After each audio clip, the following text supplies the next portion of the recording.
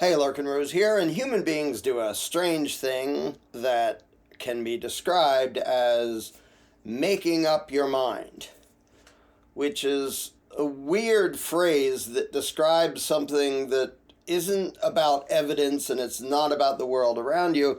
It's about a thing happening inside your brain.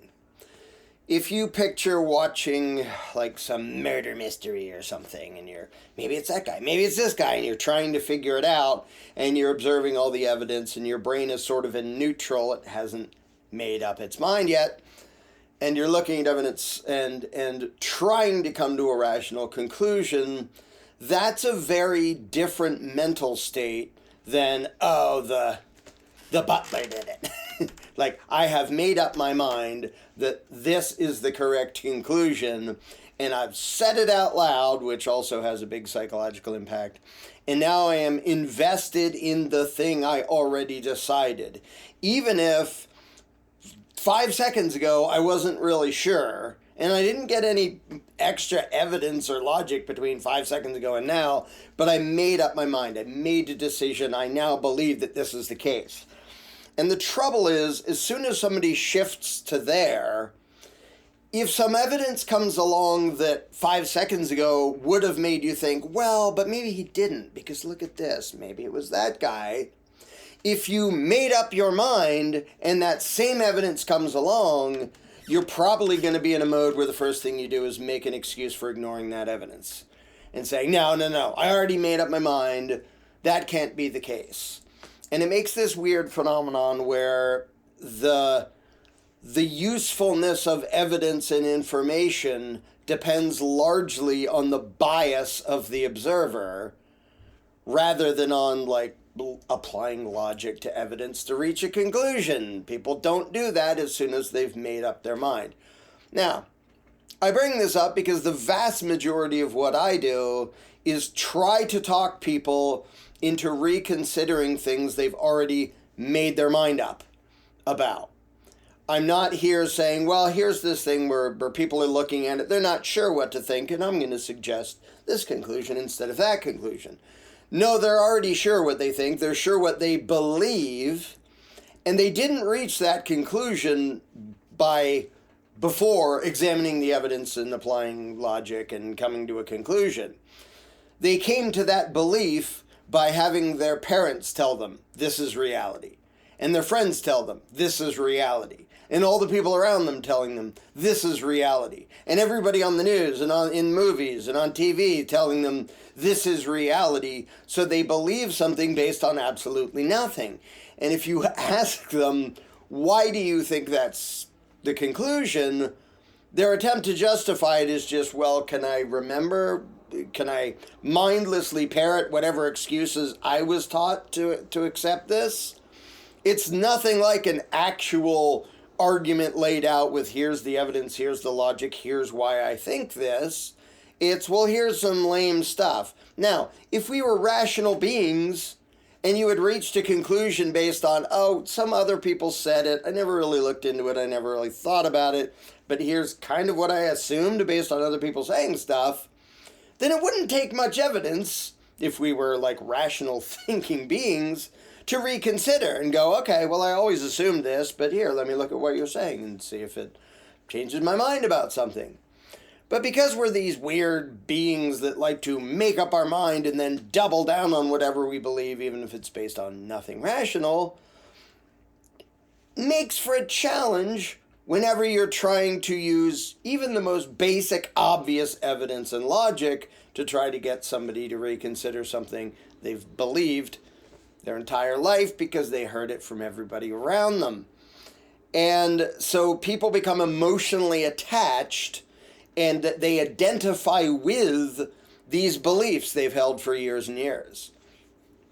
And you get this weird thing, and I see this on a regular basis, because that's what I do, is try to get people to reconsider stuff that they never really actually thought about, but they blindly believe since they were, as long as they can remember. You get this weird thing where they're zealously attached to something patently stupid. And by the way, so was I. I'm not trying to be mean. Most people believe stuff that's patently stupid, because they were surrounded by other people who believed stuff that was patently stupid.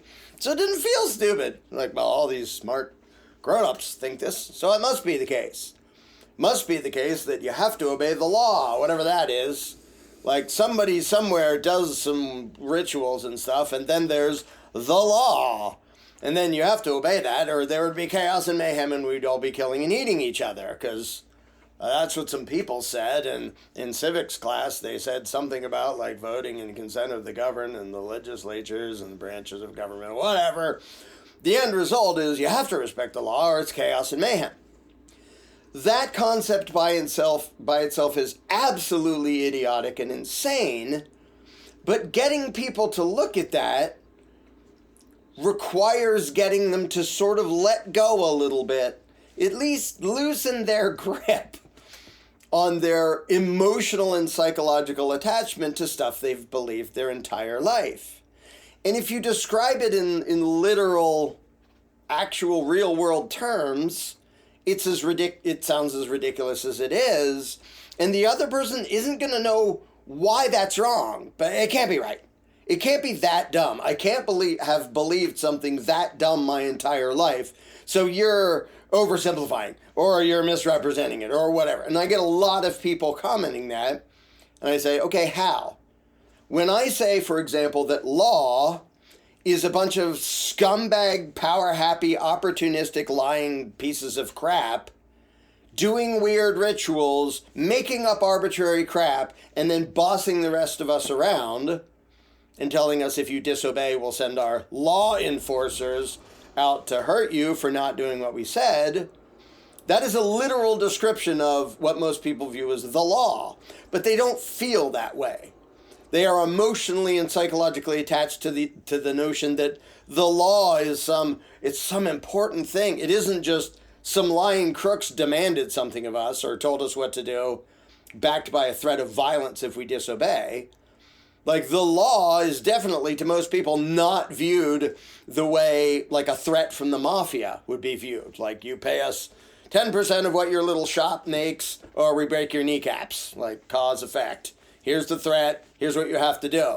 Nobody says, oh, I'm proud to obey the kneecap smashing law to hand it. No, it's like, well, we do it out of fear. It's not okay. It's not moral, but, you know, they have more thugs than me, so I guess I go along and pay the protection racket to these thugs.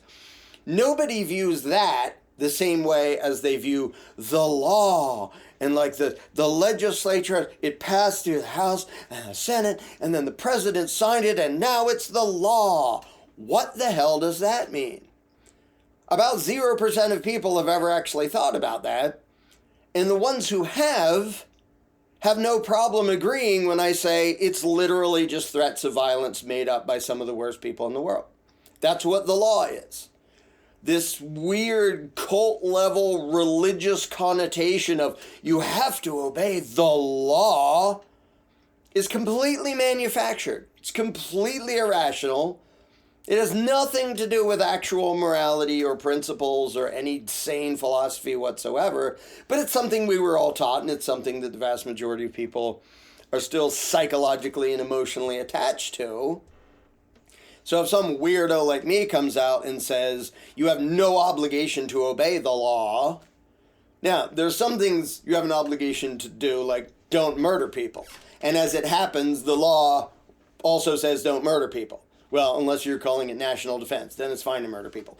Or unless you're calling it law enforcement and somebody didn't pay tribute to the ruling class and then resisted or wouldn't disarm, then you're allowed to murder people. But mostly, you normal peasants aren't allowed to murder people. They wrote a law about it. Okay, is that law why it's bad to murder people?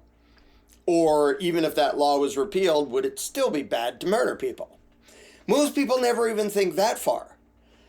And so if you say you have no obligation to obey the law, it's scribbles from psychopaths. Oh, so you think everybody should murder everybody and just rob and steal? No, they shouldn't. But it isn't because some politicians told them not to. It's because those things are wrong. And trying to explain something this simple, this should be a discussion that, like, 5-year-olds are capable of having. No, it's actually bad. Don't punch Timmy for no reason just because you don't like his hat or something. That's not okay. You're the aggressor. Well, is that because you said so? No, it's because it's actually not okay. It's just a bad thing. It's not just some arbitrary rule I made up or the teacher made up, and I'll explain. Here's why we can't really get along if so on and so forth. But conversations that should be happening when people are 5, most adults can't handle because they have become emotionally attached to beliefs that don't make any stinking sense, like respect for the law. Respect for the law is utterly irrational and completely immoral because all it means is I have respect and somehow feel an obligation to abide by whatever arbitrary crap a bunch of lying political crooks decide to scribble down on paper through their weird pseudo-religious cult rituals known as legislation. Why do you think that matters? I mean, if I did that and said, okay, I'm emperor, king, whatever, I'm something big important, but I'm Caesar now, and I'm going to write a law that says you have to give me $100 a day. Okay, I handed it. Look, I wrote it. I'll even do it in like calligraphy, except I can't do calligraphy. I'll do my best with crayon. I'm allowed to rob you. Some of you may remember that video. There. That's law. You're obligated to, you're a bad person if you don't pay me because you're a tax cheat if you don't pay me because look, I scribbled it. And most people go, oh, that's ridiculous. Okay, I agree. It is. That's illegitimate. I can't just write something on a piece of paper and have it be magically legitimate and suddenly obligate you to owe me something. How did Congress do it? The human beings that wear the label of Congress, who are just people. They're not even good people. They're not even average people. They're lying, sellout, scumbag, opportunistic crooks. How did they acquire the right to scribble something on paper and now you owe it to them? And the problem here is that people get emotionally attached to beliefs and they so strongly feel that their belief must be based on something. And when you try to put logic up against feels usually win. And they'll say, and I have a lot of people comment, law isn't just the opinion of like psychopaths and issuing threats. Okay, what is it? Well, it's how we the people. Really? When's the last time you wrote legislation? Well, we don't, but we elect representatives. Oh, did you decide that plan? Or did they tell you you're going to vote for which of us you want stomping on you and robbing you, and then they're going to rob you? Did you decide, you're living your life, and then you decided, you know what I really need? I need to choose which group of lying psychopaths that I don't even know should have the moral right to rob and dominate and exploit me. Did you decide that? No. Were you taught that that's how things are, and that's legitimate, and that's the system, and that's the law? Yes. Did you believe it? Probably. Most people did. I did for a long time. Is there any rational basis to believe it? Not at all. Not even a little bit. Not the tiniest shred. It's absolutely bonkers bullshit start to finish, as is the entire belief in government. But I wanted to do this rant to point out what we're up against is not, well, here's the evidence and logic that's the foundation of your conclusion, and here's evidence and logic to form some other conclusion. Like, would that it were so easy and simple. Like, if two people are watching a murder mystery, somebody can say, well, I think the butler did it because, well, I don't know. I think the neighbor did it because this and that and the other thing. And they can compare evidence and they can think and talk back and forth and say, yeah, but if he did it, then how do you explain this? And go back and forth as two rational beings applying logic to evidence to reach a conclusion. And instead, what I have to do day in and day out is talk to people, and again, I was one of them. I was a statist for half my life, and now it really is half my life. I stopped being a statist in 1996. Now what I do on a regular basis is talk to people who are so firmly, emotionally attached to beliefs that they can't begin to rationally justify. And I'm trying to say 2 + 2 is 4, right? Well, there would be chaos. There'd be mayhem. We'd be killing and eating each other. If 2 + 2 is 4, we'd be killing and eating each other. Yeah, wherever you're going with this, it doesn't match the things I was taught and the things I believe, so my head is exploding. And so that's what we're up against. And that's why I made the thing called Candles in the Dark, because the obstacle isn't that they don't have the evidence and logic. The obstacle is the evidence and the logic don't stinking matter until you can get past their emotions and their feels and their beliefs and their psychological attachment to ideas that are just patently moronic and insane and anti-human and evil. And I do mean evil. Because thinking some people magically have the moral right to commit violent aggression against the rest of us, that's bonkers. It's like saying some people have the right to steal and murder. In fact, it's not like that. It's literally that. Because people imagine that when government thugs carrying out the orders of lawmakers do these things that you have no right to do and I have no right to do, well, somehow it's legitimate because that's law enforcement. And we're going to go rah, rah, rah for law enforcement. So, yeah, I'm talking to a bunch of people who are voluntarists who already know this stuff, and like understanding what we're up against might help you stay a little more sane and help you understand how come when I put out like obvious basic logic and evidence, people's heads explode. Because they didn't reach their conclusion by evidence and logic. They reached it by having a belief smashed through their head since before they could even talk. And now they find it really hard to actually look at that. So understanding that and learning to work with that and see the inner good person in the statist trying to do the right thing and then having these crappy beliefs. That's what Candles in the Dark is all about, that course. So that's for the voluntarists.